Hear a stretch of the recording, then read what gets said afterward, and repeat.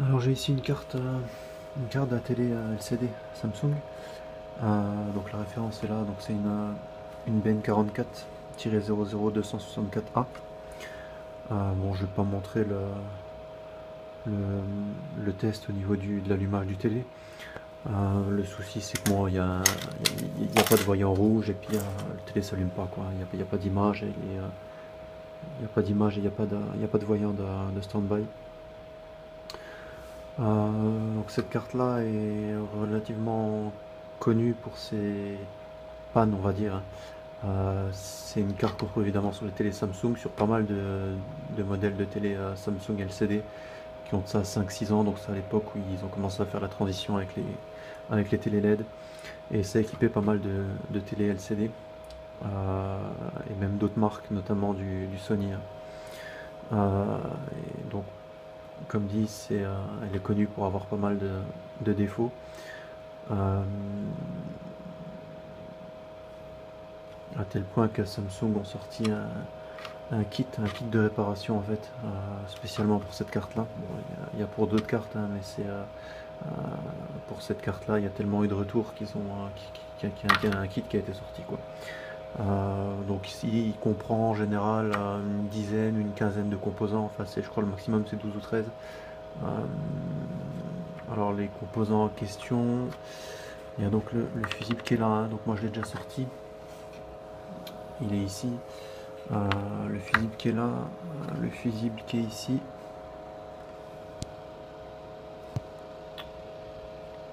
Voilà, le fusible qui est ici. Euh, le STR qui est ici.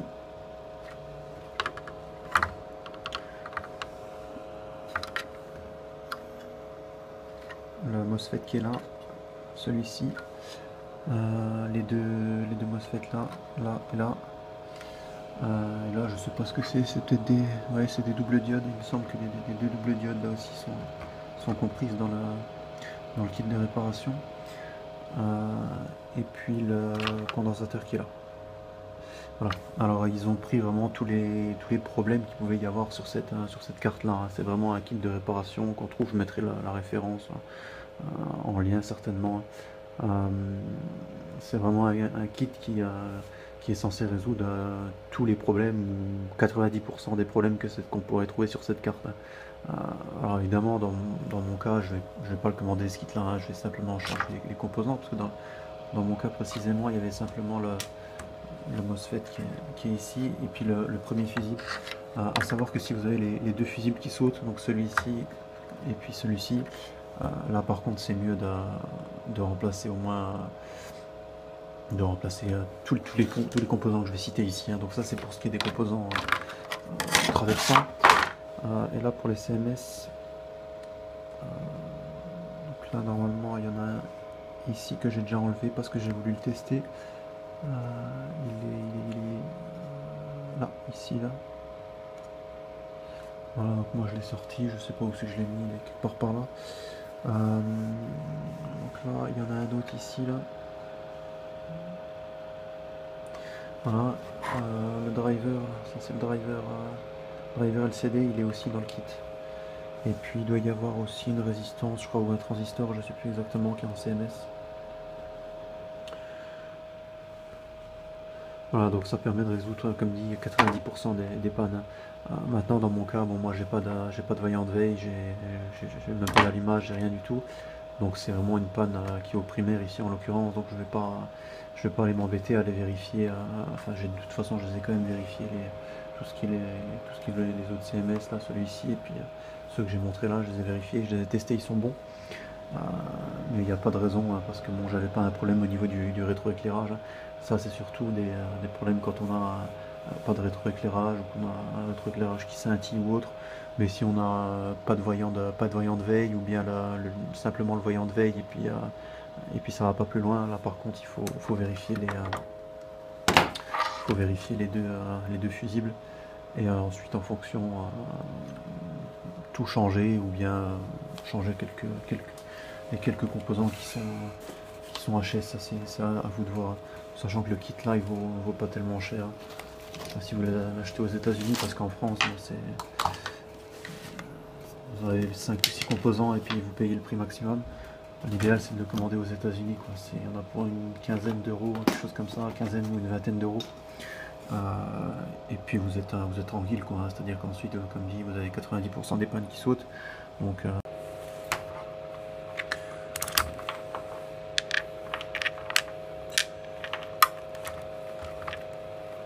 là le fusible, donc ça c'est le fusible, c'est FS 801S.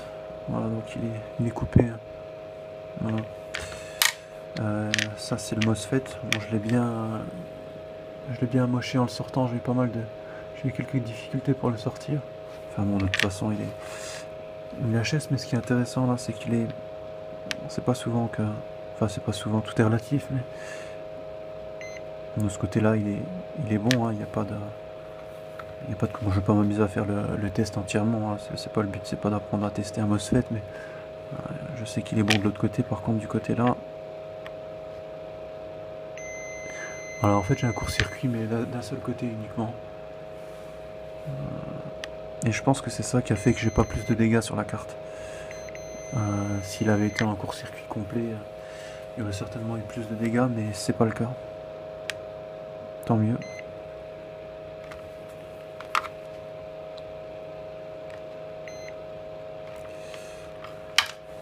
Voilà, et donc ça c'est QP801S.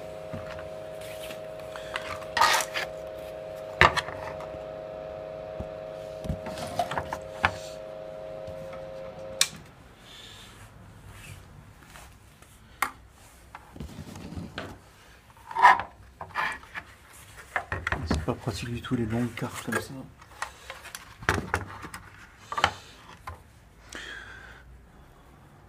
Donc ce qui s'est passé, c'est que du coup ici j'avais quand même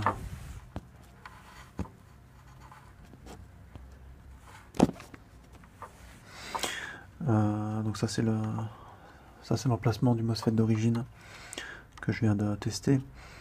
Et là il y en a un autre à côté.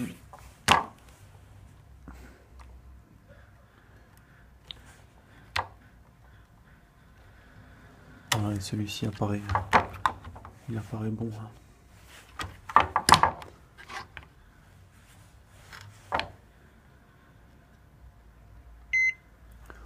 Voilà. Il apparaît bon, mais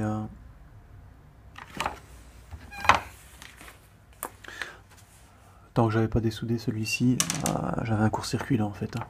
Étant donné que la patte là est reliée à l'autre patte qui ces deux pattes étant en court-circuit, du coup le multimètre voit ce MOSFET là en court-circuit. Hein.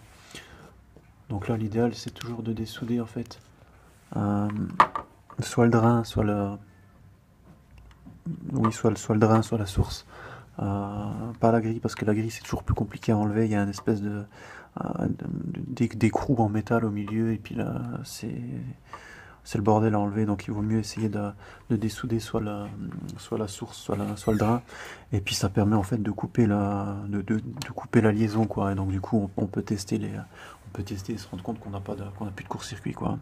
Donc c'est ce que j'ai fait ici. Hein. Donc j'ai enlevé d'abord j'ai dessoudé la patte là, vous voyez que je n'ai pas dessoudé celle-ci, et celle-là je n'ai pas dessoudé non plus. J'ai dessoudé celle-là. Bon, il faut bien vérifier qu'il y ait bien du jeu, hein, parce que si c'est ne serait-ce que soudé encore un tout petit peu, ça passe pas, quoi. Donc il faut dessouder là correctement. Ensuite en testant on se rend compte que le transistor est encore bon. Du coup je suis passé à celui-là, et bon en enlevant la patte là, donc j'avais plus de court-circuit. Par contre j'avais toujours le court-circuit à ce niveau-là, quoi. Et évidemment, alors après ça remonte, hein, si on suit le chemin électrique. Là on arrive ici, on arrive là, ensuite on arrive là, on arrive là, on arrive là, ici, et là on est sur le pont de diode en fait. Hein. Le pont de diode apparaissait aussi en court-circuit entre le plus et le moins, tout simplement. Hein. Encore une fois, étant donné parce qu'on avait j'avais le MOSFET là qui était encore connecté, hein, et donc à partir du moment où j'ai sorti le MOSFET, j'avais plus de court-circuit, mais j'avais ce qu'il fallait entre ces pattes-ci. Par contre là j'avais bien un court-circuit. Hein. Alors j'ai plus de court-circuit, ce qui est la mesure normale. Les pompes diodes en général, c'est très rare que ça lâche sur des... Enfin, oui, c'est relativement rare que ça lâche sur des télés, que ce soit du LCD ou du LED, ou même du plasma. J'ai pas vu ça énormément. C'est souvent les mêmes pompes diodes, quoi. C'est toujours les blocs comme ça, quoi, qui sont montés sur les dissipateurs. Et c'est vraiment pas les composants sur lesquels faut se pencher en premier, quoi. C'est surtout tout ce qui est MOSFET, évidemment, MOSFET et puis les diodes. Euh, Après, il faut quand même vérifier. Donc là, comme dit, je l'ai sorti, hein, mais le composant qui était là, hein, qui gère justement ces deux MOSFET, parce qu'il aurait pu prendre une claque étant donné qu'il aurait pu recevoir un retour de courant en fait, hein, au moment où celui-ci a lâché. Mais là, en l'occurrence, il est bon, quoi. Donc encore une fois, je vais pas le changer, je vais remettre le même et puis c'est tout. Mais comme dit, il faut vraiment penser à vérifier les composants qui sont autour, hein, histoire de pas avoir de penser avoir trouvé le fautif et puis se rendre compte qu'il y a un autre composant derrière qui est HS, et puis en remontant la carte vous avez de nouveau le fusible qui saute et puis vous avez de nouveau le MOSFET qui saute. Ça serait dommage, quoi. Il faudrait de nouveau tout recommencer, quoi, et puis trouver derrière l'autre composant qui est fautif, le ou les autres composants fautifs. Bon, c'est tout en l'occurrence, j'ai pas encore les pièces, donc je verrai bien si si je montrerai la soudure, et puis si dans tous les cas je montrerai le télé ensuite en fonctionnement. Il semblerait que j'ai parlé un peu vite là. Il me restait un autre MOSFET là que j'ai été récupéré sur une carte, une ancienne carte lait pour télé LED. Bon, c'est le même composant, hein, c'est un MOSFET 11N60. Alors, je vais souder ça.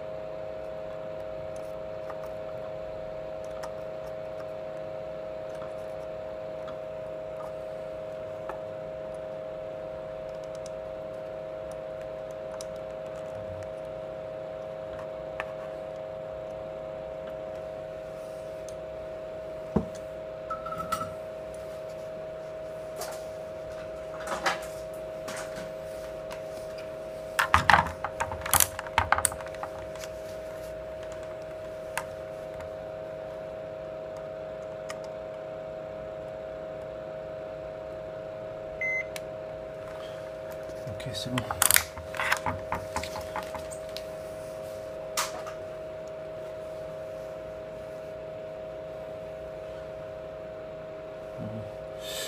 Je vais quand même remettre un coup d'étain sur la patte à côté que j'avais dû dessouder, et puis